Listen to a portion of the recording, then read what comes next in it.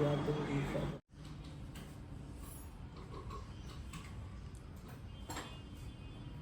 Morning Amba Amba. Good morning Amba Amba. Good morning Amba Amba.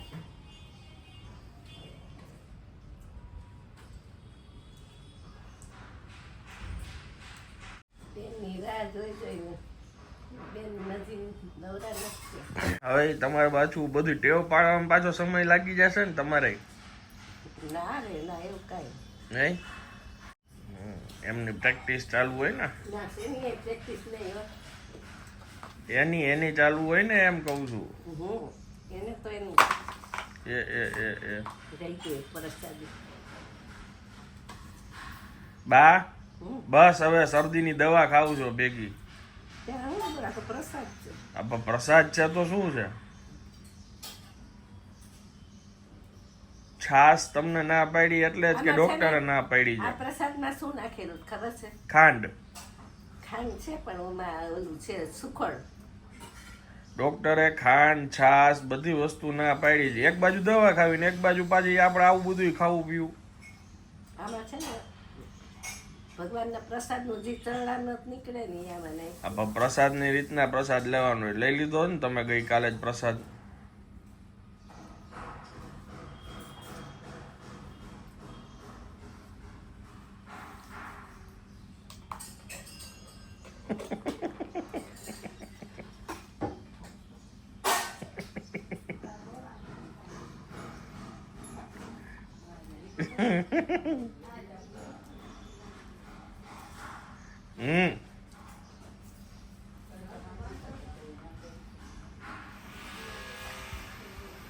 થઈ ગયું ને ચાલુ?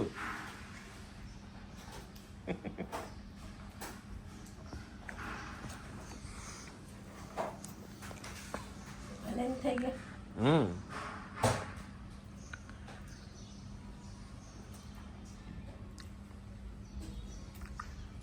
ત્યાં પણ ખબર જ હતી. હે ગ્રીન સલાડ ખાવું છે ભેગું? હે ગ્રીન સલાડ. ના, દૂધ પીવું? દૂધ હળદર વાળું દૂધ પીવો ને? ઈ તમે પીધું એક વાર? એ નથી પીલું. નહીં. નાખતી અને યાર દૂધ ન હાલે. જો આ છે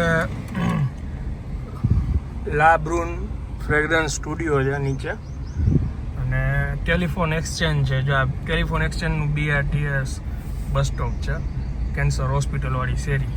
આ જે છે ને એ કેન્સર હોસ્પિટલ છે. Hello, good evening. કેમ છો આપ સૌ? આઈ હોપ કે તમે બધા મજામાં હશો. વાગ્યા છે સાંજના 4 અને જસ્ટ હજી અમારું શૂટ પત્યું. અમે 12 વાગ્યાના આ જગ્યાએ હતા અને હવે જમ્યું નથી એટલે હજી જસ્ટ ઘરે જાઉં છું. હવે જમશું.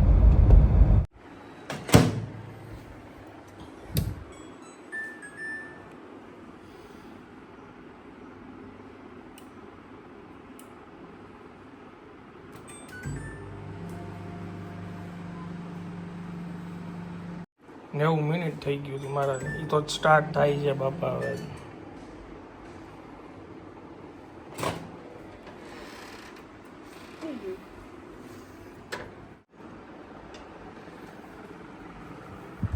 પાણી પડ્યું છે ઉપર વરાળ. એ ખુલ્લું કરવાનું જ કરે. આ સાફ ન કરવાનું. રાખીને ન હવે પાણી બારવા શું કરું? ગરમ તો છે. સેટિંગ લઈ ગયા છે. બગડશે ધોઈ નાખશે.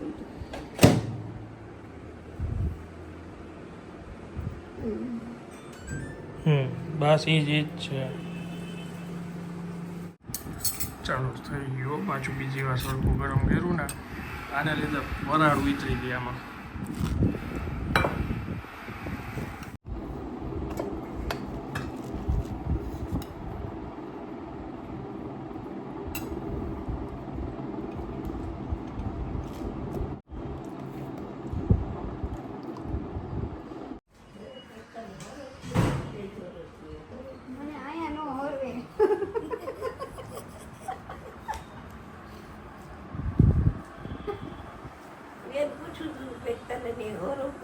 કે બહુ જ ઓરવતું. એને આયા નથી ઓરાવતું, હા તમારાથી થાકી ગઈ છે એમ કહે છે. હા એ કે મન પડ્યું છે દરિયો આટો મારી આવું. મેં આ તો સારું કહેવાય, આ વખતે મારે ભેગું આવું. દરિયો યાદ આવે તો બાથરૂમમાં જઈને એક ડોલ માથે રેડી દેવાય. ડોલ કામ આપે બા? હે? ડોલ કામ આપે દરિયાનું? ના એ પછી એ અને આપણે માં ગયા હતા ત્યાં નર્મદા કિનારે કેવી હાલતી હતી તને ખબર છે ને? આનંદના ગરબા કરતી અમને નર્મદા કિનારે હાલતી હતી. નર્મદા ગંગા કરતા અતિ પૂર મળે છો નર્મદા નાવામાં, અને નર્મદાના ખાલી દર્શન કરવાને એટલું પૂર મળે. બોલ. આપણે તો નર્મદાનું જ પાણી પીએ. હા નર્મદાની પ્રદક્ષિણા થાય. પ્રદક્ષિણા એટલી અને કેટલા મંદિર છે, આખા ફરતા મંદિર છે. બધાય રિક્ષા કરીને બધાય મંદિરની પ્રદક્ષિણા કરતા. ઉત્તરવાળી પ્રદક્ષિણા અહીં થાય છે ત્યાં. એ ટાઈમે નર્મદા ઉત્તરમાંથી વહે ઊંધી કરે. હમણાં કેટલો ટાઈમ મહિનો દી સુધી પ્રદક્ષિણા હાલી હતી. રોજ છાપામાં આવતું હતું એના વિશે. એ ઉત્તરવાળી. બાકી આ પછી સાડી બીજી બધા તો ભેગા થતી થઈ 6 મહિના સુધી હાલે.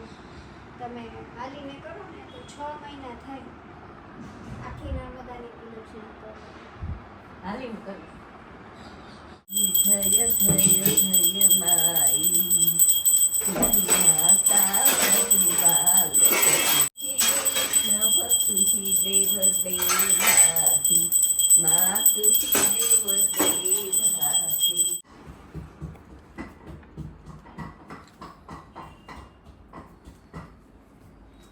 જ્ઞાન કીધું મેં દૂધીને ટોકરા કરવા છે એટલે 6 વાગ્યા મૂકવાનું રહે. હાલો આપણે મૂકી દઈએ તો કે ના હમણાં નહીં. અડધી કલાકમાં થઈ જાય ને બા, હે પછી અડધી કલાકમાં થઈ જાય. 6:30 વાગે થોડું જમી લઈએ આપણે કોઈ. પછી બધા રાતના ખોલી ડબ્બા. કાંઈ નો ડબ્બા ખોલી 6 વાગે કરવા માંડી તો 7 વાગે માંડ થાય. એમ હાલે દેજો બા અમારો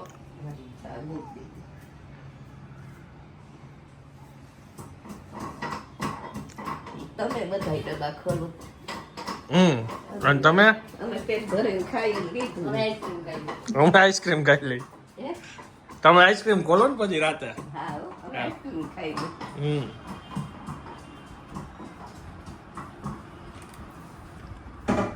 હાલે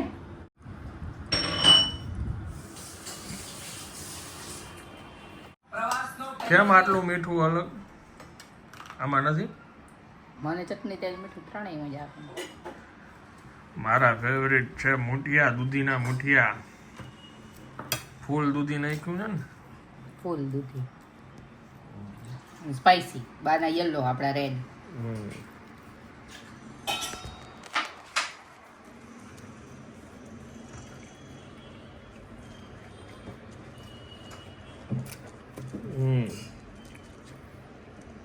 મસ્ત.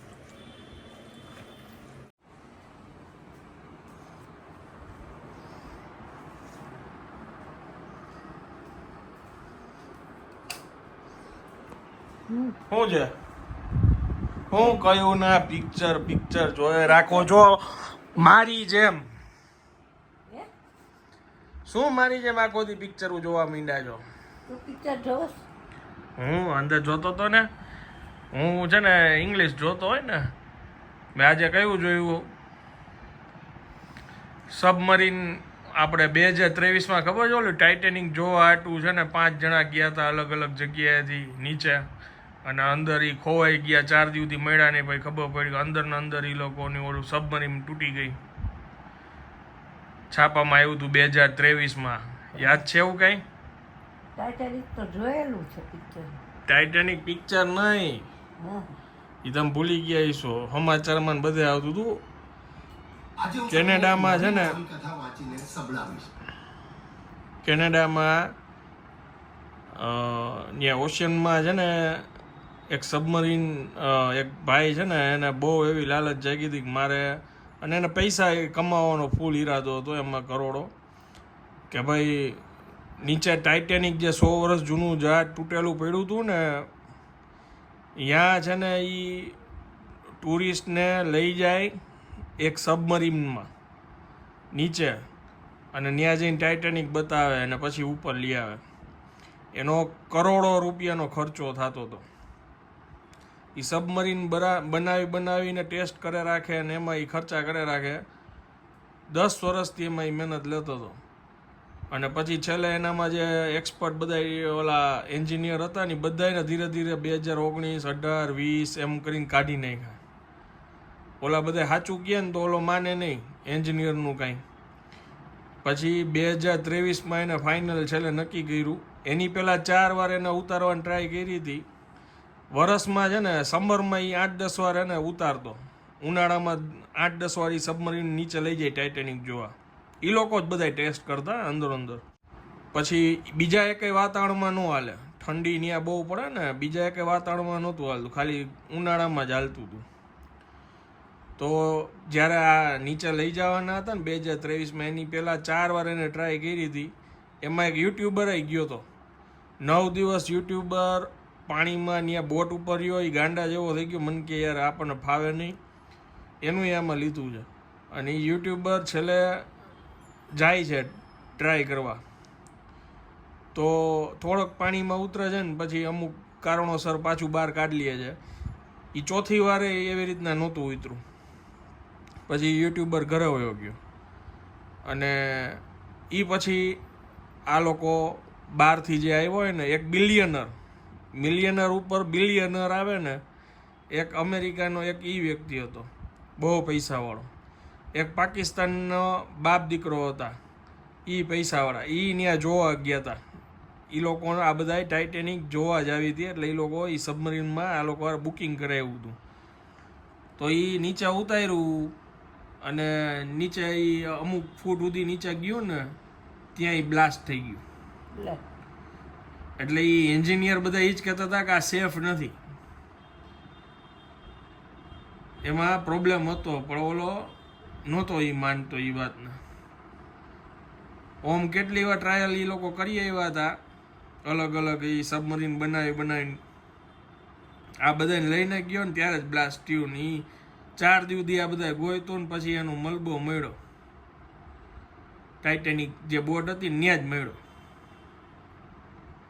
લો, એટલે એના ઉપર આખી સ્ટોરી ક્રિએટ કરી.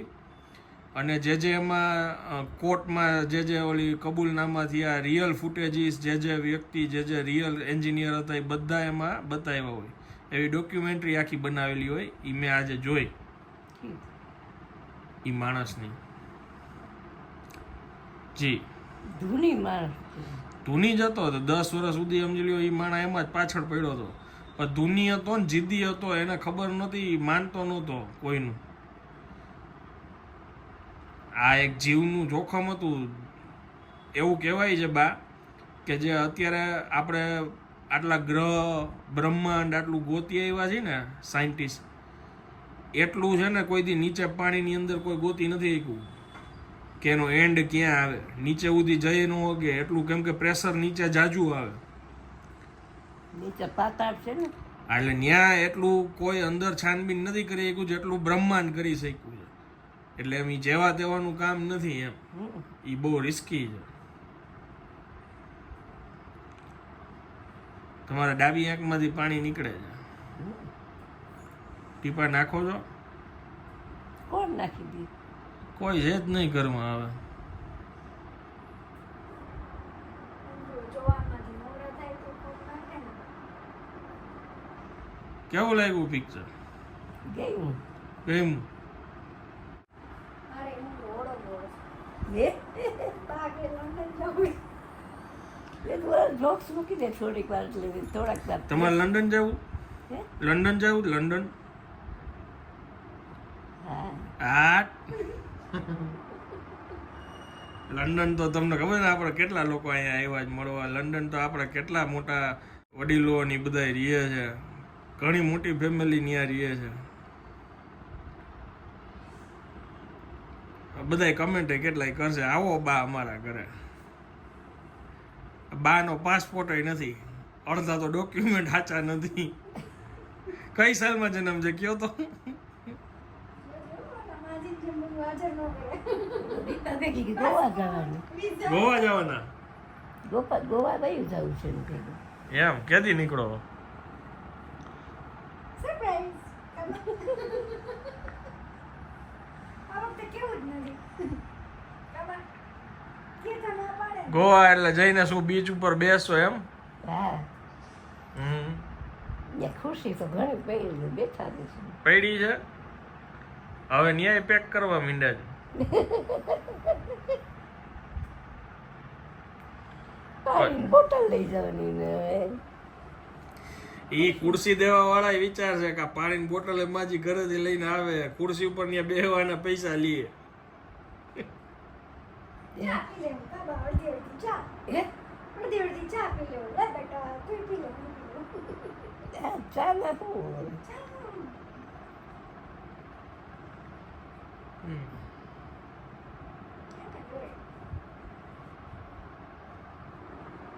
ન્યા ગયું પુરાણ કયું પદ્મ પુરાણ ન્યા વાંચશે બેટા બેટા છત્રી નીચે પુસ્તક ત્યાં લેતી જઈશ. રાધાબેન બેઠી બેઠી હવે દવા બવા લેવાની છે. 10:30 વાગ્યા છે. લેવા ચૂકી સાચી કે મેં કહા શું મૂકે જરાક જોઈ લો. કાંઈ નથી મૂકતી હવે બંધ ટીવી બંધ હવે સુઈ જવાનું 10:30 વાગ્યા રેડિયાથી નથી એનું. એ આવી જશે હો? એની ચિંતા કરો ક્યાં ગયા છે? કાંઈ ને ખરે શું કરો? આજે કંઈક રેસીપી બનાવવાના છે તો બાપુજી તૈયારી ગઈ. ઈ સિક્રેટ છે એમ ને રેસીપી? દવા લેવાય જવાની હતી ને કે દવા લઈને પતબારો મારા ઘરે લઈ જઈશ ને અહીંયા જમી લેશું. ડોક્ટરે એટલે બતાવો. ઢોકળા નહોતા ખાવા. હમ